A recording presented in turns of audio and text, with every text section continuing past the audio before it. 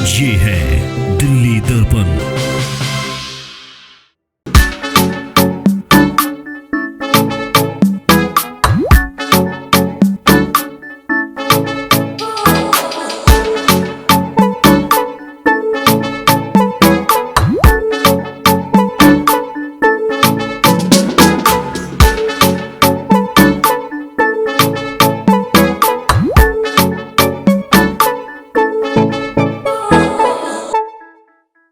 दिल्ली दर्पण टीवी आज फिर आया है किसान आंदोलन में टीकरी बॉर्डर पे। 16 दिन पुराना ये आंदोलन हो चुका है और कई सारी वार्ताएं यहाँ पर सरकार के साथ किसान करने की कोशिश कर रहे हैं। कई सारी बातचीत भी हुई, बैठकें भी हुई। सरकार ने अपनी तरफ से प्रस्ताव भी भेजा, किसानों ने उसको रद्द कर दिया और इस तरीके से आंदोलन अब आगे बढ़ता जा रहा है। और टीकरी बॉर्डर पे, सिंघू बॉर्डर पे हमने आपको दिखाई थी खबरें, वहाँ के क्या रंग है। और आज टीकरी बॉर्डर पे देखते हैं कि किसानों के साथ पीछे आते हैं। शुरुआत में किसान हैं और यहाँ पे आप पीछे जाएंगे तो कई सारे अलग अलग रंग आपको देखने को मिलेंगे इस आंदोलन के। ऐसे ही एक रंग पे हम यहाँ पे आए हैं, स्टूडेंट्स, दिल्ली यूनिवर्सिटी के कुछ स्टूडेंट्स हैं, ये भी समर्थन में आए किसान आंदोलन के। इस तरीके से स्टिकर्स लगा रहे हैं कि आई लव खेती और यूनिवर्सिटी सेल, इंकलाब का रास्ता, भगत सिंह जी की किताब यहाँ पर है। ठीक है, फंडिंग के लिए बॉक्स भी यहाँ पर रखा है और चित्रों के माध्यम से और पोस्टर्स के माध्यम से अपनी आवाज़ को यहाँ पर पहुँचाने के लिए कई सारे स्टूडेंट्स हैं। कहाँ से हैं आप?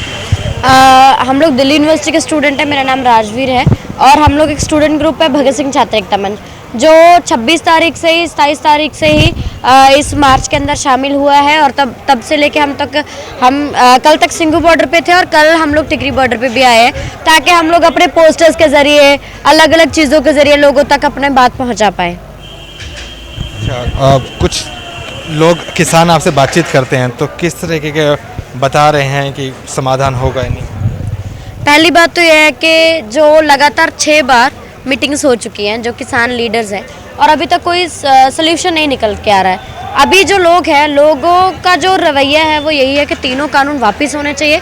हमें जो इसके अंदर अमेंडमेंट है या कोई शोध नहीं चाहिए, तीनों कानून पूरी तरह से वापस होने चाहिए। यूनिवर्सिटी से बताया आपने? मैं दिल्ली यूनिवर्सिटी के स्टूडेंट हूँ और हमारा एक पोस्टर है जिसमें कई लोग तो ये भी बता रहे हैं कि JNU वाले स्टूडेंट्स यहाँ पे बहुत ज़्यादा आए हुए हैं, तबली वाले स्टूडेंट्स।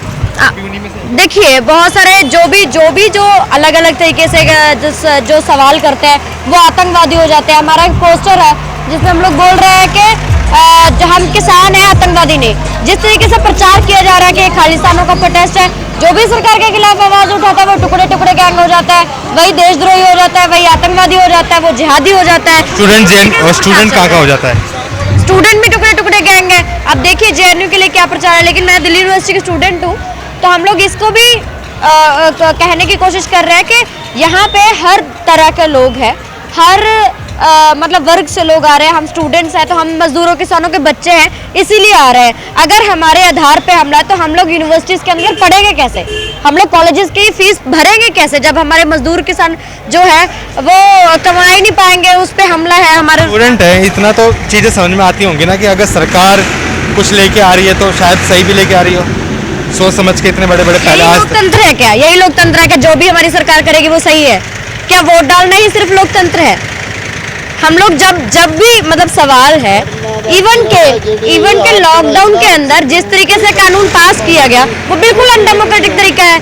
जब जो इवन के अपोजिशन को बात रखने की मौका तक नहीं दिया गया। हम लोग तो वैसे बोलते हैं कि ग्राउंड लेवल पे डेमोक्रेसी होनी चाहिए, सिर्फ पार्लियामेंट नहीं, लेकिन यहाँ पे तो पार्लियामेंट के अंदर भी नहीं है। आप ये देखिए अध्यादेश लागू किस तरीके से किया गया है। हाँ, इसी लॉकडाउन के अंदर हमारी नेशनल एजुकेशन पॉलिसी लेके आई गई है, जिसके अंदर सारे यूनिवर्सिटी कॉलेजेस को प्राइवेट कर रहे हो आप लोग। तो इसके अंदर हमारा एक पोस्टर है जिसमें हम लोग दिखा रहे हैं रेलवे प्राइवेट कर दिया, हमारी एजुकेशन प्राइवेट कर दी, हमारे हॉस्पिटल प्राइवेट कर दिए, और अभी हमारी खेती को भी कॉरपोरेट घरानों के लिए खोलने की कोशिश की जा रही है। अगर हम लोग पढ़ते, हमें बचपन से पढ़ाया जाता है कि भारत एक खेती प्रधान देश है। अगर इस देश की खेती जो है बर्बाद हो रही है तो ये देश बर्बाद हो रहा है। इसीलिए ये हमारे देश को बचाने की लड़ाई है, इसीलिए हर लोगों को इसके अंदर शामिल होना पड़ेगा, यूथ को शामिल होना पड़ेगा, स्टूडेंट्स को शामिल होना पड़ेगा। युवा है ये, और युवा ने बढ़ चढ़ के इसमें आंदोलन में साथ लिया है। मेरे साथ कुछ भाई साहब, ये मूली कहाँ लेके जा रहे हैं आप? तो सब्जी पकाने? वहाँ से लेकर आए हैं। कहाँ से? वहाँ जो अपना हरियाणा के भाई हमारे देखभाल कर रहे हैं, उनके पास से ये सब्जी लेकर आए हैं। क्या करेंगे इसका? ये सब्जी बनाएंगे, रोटियों में डाल लेंगे सवेरे की। और इस तरीके से जो उधर की तरफ से सेवाएं चल रही हैं, उधर से भी कई किसान भाई हैं जो ये कर रहे हैं। कुछ लोग और भी यहाँ पे मौजूद हैं। बहिष्कार क्या लिखा है भाई साहब? ये आई लव खेती। खेती तो देखिए पूरे देश है वो ही पसंद करता है।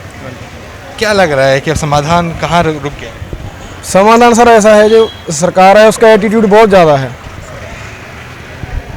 जो सरकार है, जो एक इंसान होता है उसमें थोड़ा सा एटीट्यूड होता है।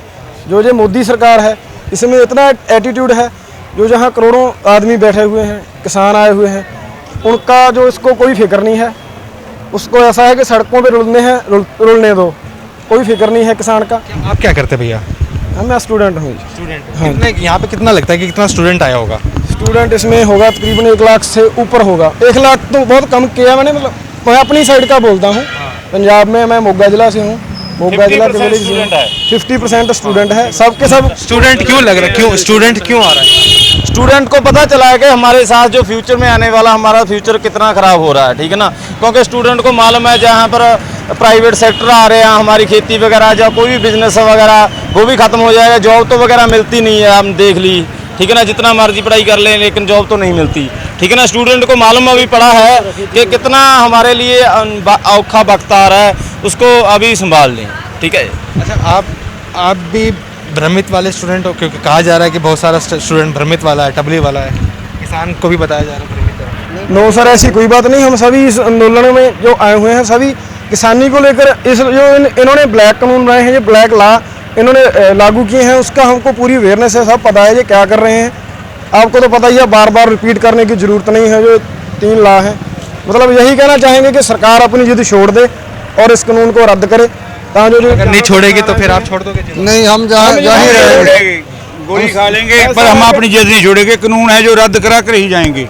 घर पर क्या बोल कर आए हैं, जहाँ कानून रद्द कराएंगे जहाँ मर कराएंगे। और सर हम ऐसे जहाँ से नहीं धन्यवाद है, आप दिल्ली दर्पण टीवी की ओर से आए हुए हैं। गोदी मीडिया मुर्दाबाद है, क्योंकि वो जो किसान आंदोलन है उसको नहीं दिखा रहा और मोदी जी किए जा रहा है। ये चैनल के किसानी को भड़का रहा है, वो हमें आतंकवादी बोल रहे हैं। कभी बयान देते हैं जो लोग चुन्नी है, कभी बयान देते हैं जो लोग आतंकवादी हैं, पाकिस्तान के बंदे हैं। ये जो सरकार है ये खुद ही मेंटल हो चुकी है। अगर इनको इस चीज़ का फिक्र होता ना, तो ये कानून लागू करने से पहले 1000 बार सोचते। जो किसान जत्थेबंदी हैं उनके विचार लिए जाते, तब ये लागू होते। आप लोगों के बीच खालिस्तान मांग वाले भी हैं क्या? नहीं, खालिस्तान की मंग भी जायज जाएगी। जो झटने धक्का करनगे साढ़े खालिस्तान की मंग भी जायज जाएगी। आप ये सब कुछ करिए, ऐसा करना है, ऐसा करना है। हम अतवादी लगते हैं आपको? हमारे किसी के पास कोई हथियार है? राशन लेके हैं, खाना पीने का सामान लेके हैं, ये बोलते हैं आतंकवादी है, अतवादी है, अतवादी है। ये सरकार ने ये हमें जानबूझकर बदनाम कर रही है। और गोदी मीडिया है जो उसका पूरा जोर लगा हुआ है हमें बदनाम करने के लिए और हमारी नौजवानी को। इस तरीके से ट्रैक्टर पे भी कई सारे कार्यक्रम किए जा रहे हैं और आगे चलते हैं, वहाँ पे भी देखते हैं कि किस तरीके के रंग है यहाँ पर।